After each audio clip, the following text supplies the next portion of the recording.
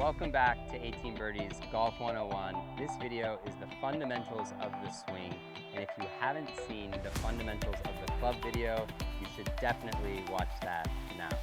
In this video, you're going to learn how the fundamentals of the club affect the fundamentals of the swing. Let's start with pitching wedge and talk about how the loft of the pitching wedge affects the setup and the impact position need, and how that affects your backswing and your downswing, and how that affects your ball flight. As mentioned in the fundamentals of the club video, the face has to lean a little bit forward or toward the target in order for the golf ball to touch the sweet spot. That affects the club's path both downward and outward, and it also affects where the club is going already before you even take the club back. Because the handle's set slightly forward, the club head is already on a slight path inward and upward, even at address. As you start taking the club back, it's going to force your body to turn. With a pitching wedge, our turn's going to be a little bit more upright just due to the lie angle of the club. So you don't have to think too much about how much you're turning and how you're turning. You can just use the lie angle of the club or the way the club sits naturally on the ground to determine the way you turn as you go back. While we're on the pitching wedge, but this rings true for every club in your bag, one thing to make a note of is your grip. Your grip needs to give you enough control that your club head stays on plane or on path in the backswing, and you have enough control over the club to deliver it back on that path and into the ball, allowing for a solid strike. I think the best way I've found to help people understand what control is in the grip is to just put the club out in front of you and put out your top hand or your lead hand and see what happens when you roll your knuckles under the grip and then try to support the club. Then roll it to about flat, see that position, and then roll it to a slightly cupped position.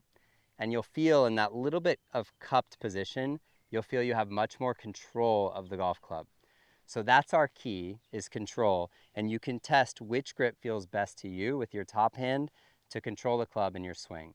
Okay, once you've found a comfortable and secure grip, the next step is getting a stable and powerful stance with your body. We're going to take our pitching wedge and get set up in a stance that just feels comfortable to us right now. It doesn't have to be perfect. The main key is that we have the club soled flat on the ground, and that we align the sweet spot to where an imaginary ball would be, or to a real ball if you're at the range. From there, we're going to visualize that club's path up and inside on the arc, and we're going to let that visualization lead our body turn in our backswing. As you start practicing some of these backswing rehearsals, you'll feel if your stance is too narrow or too wide to allow you to turn freely but also provide some stability. Now, once we've done a few rehearsals in our backswing and we feel that we've got a stable, balanced stance that can provide some power in our golf swing, we're going to retrace that path, slow motion, back down to the ball and feel what's happening in our body as we turn back to impact. And we just want to get comfortable with what's happening with our body as we deliver the club back down that path and into a solid impact position.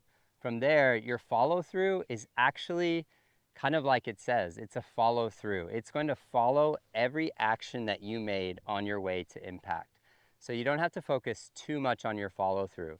If you've done everything correctly coming into impact, your follow through will just be a function of your swing up to that point. You can make these practice or rehearsal setups and slow motion swings with every club in your bag now that you know what the club needs to look like at impact and how that affects the swing path going back, the swing path coming down, and your follow through again will just be a function of everything that led up to that point. A couple quick things to look out for while you're doing these rehearsals with your pitching wedge, 7-iron, hybrid, driver.